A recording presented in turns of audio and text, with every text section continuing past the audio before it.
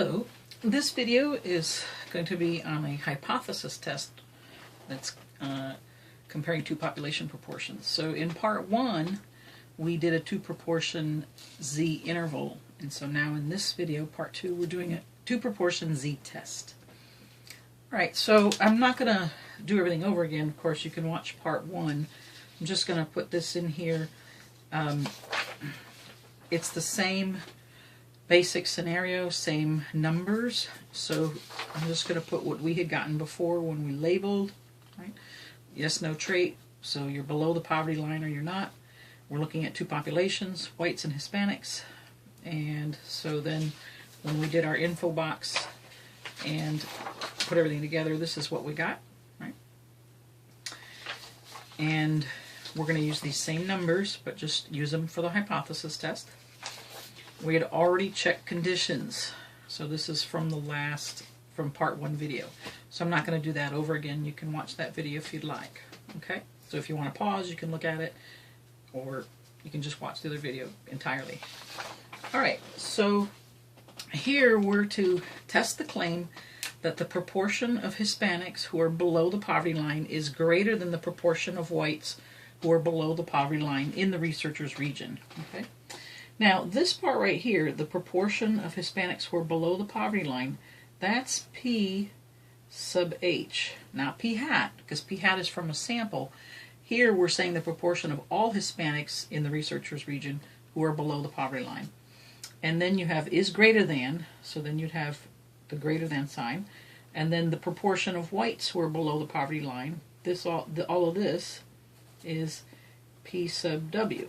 Right? So really, for my alternative, what I'm going to be testing, what I'm going to be writing is this. Okay? Just translating it directly. All right, so let's go ahead and start. Then for my hypotheses,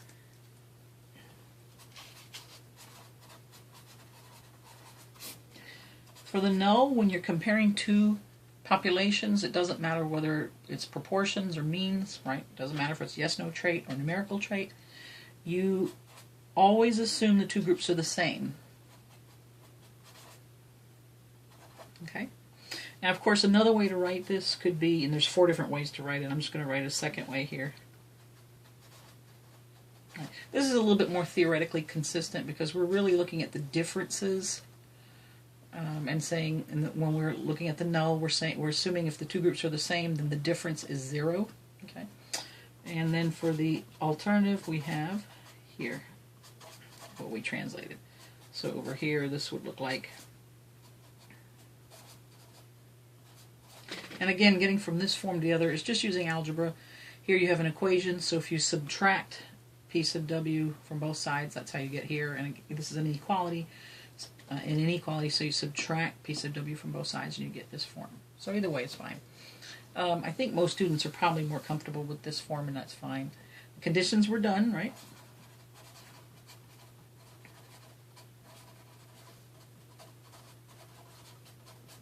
Okay. And now we go to the model. Okay. Now remember, our standard error was about 0.01. So that's what I'm going to use. Right? So standard error is about 0.01. Now at the center of your model, you always have 0 when you're comparing two populations, and that's this right here, the consistency. You have to be consistent here. So here's 0, and then we're going to add 0.01, 0.02, 0.03, negative 0.01, negative 0.02, negative 0.03. Okay. Now, from here, we're going to test this model, this distribution of sample proportion differences. So what we want to be sure, though, is when we test it and we actually take our sample proportions and subtract them, that we do so in the order that we wrote in our hypotheses. So in both of these forms, I had H first and then W. So now when I subtract, I absolutely want to make sure I do P hat H minus P hat W. Okay?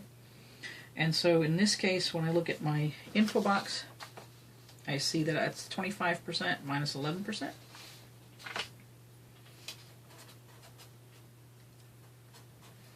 So I'll get a 14% difference.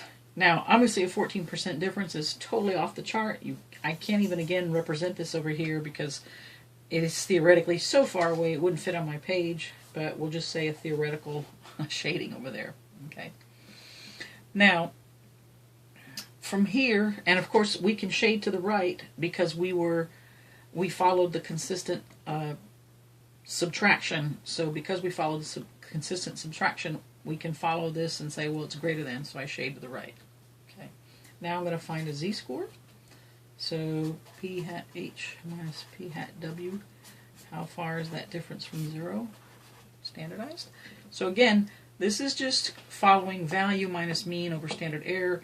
Since my mean is 0, I include it. Now, of course, in terms of calculations, this won't make any difference at all. But I'm just being theoretically consistent here. So this is 14 standard errors away. And when you do normal CDF, from 14 to 100 standard deviations, or standard error, it's 8.13 e to the negative 45, which of course is 0. That's my p-value. Okay. And so now I can write my conclusion.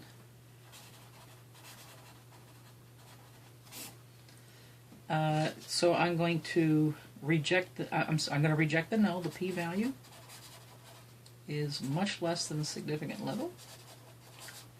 0.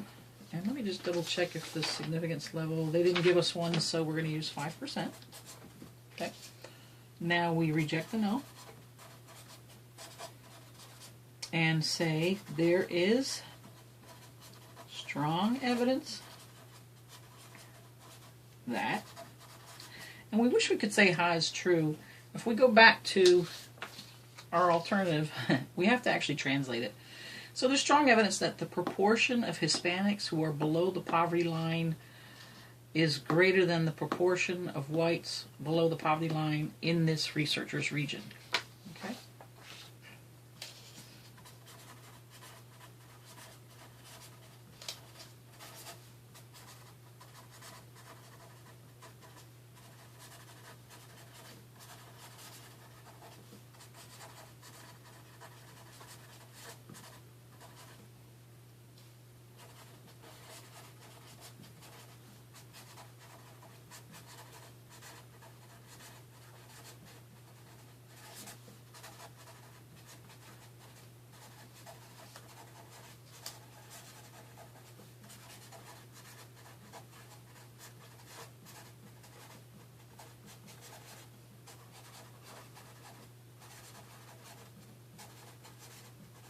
So that's quite a mouthful to write, isn't it?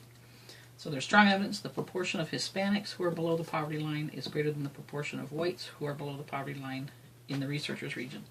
See how math is incredible? Look at that. All I have to do is write that mathematically instead of writing all this. So the last thing I want to do is just do a little extension, again, where I reverse the order of subtraction. Okay, so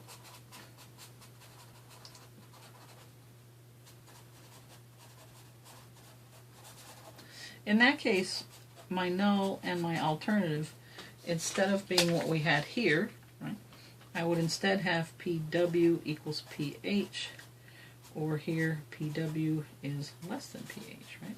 So in this case, the alligator mouth is still trying to eat the H, the piece of H. Alligator mouth is trying to eat the piece of H. And again, if you went to the other format, which is more theoretically consistent, you would have PW minus PH equals 0 versus PW minus PH less than 0. Okay. Again, this is just saying that if I'm having negative differences, right, numbers, values that are less than 0 are negative, that basically my difference, that means that Hispanics are, I have more Hispanics than whites that are below the poverty line. Sorry for the interruption. All right, so let's go ahead and continue. So I would, of course, do conditions and all that if I'd set it up this way, and then I would set up my model, and I would still have 0 here. Standard error would be 0.01, so 0.02, 0.03, negative 0.01, negative 0.02, negative 0.03. But now when I do my test, I would have to follow this order of subtraction. P hat W minus P hat H, because I have to be consistent. And so I would get 11 minus 25, which would be negative 14. So now my sample difference will be over here. And of course, you know, it's a theoretical difference. I can't even put it on this page, but it would be over here, and I'd shade in the direction of the alternative. So less than, I'd shade to the right, to the left here. And so then when I do my z-score, I would have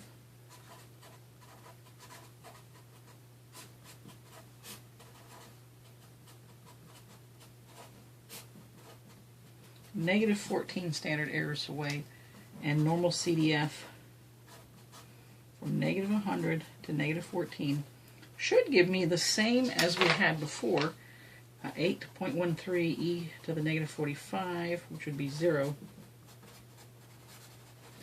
Now I actually put it in the calculator, and then the calculator just gave me 0 instead of this, but who knows why, because technically it really should give me the exact same value.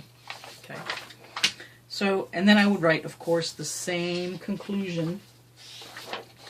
I have a p-value of 0, so I would compare that to the significance level of 5%. I would reject the null, and I would write exactly the same sentence.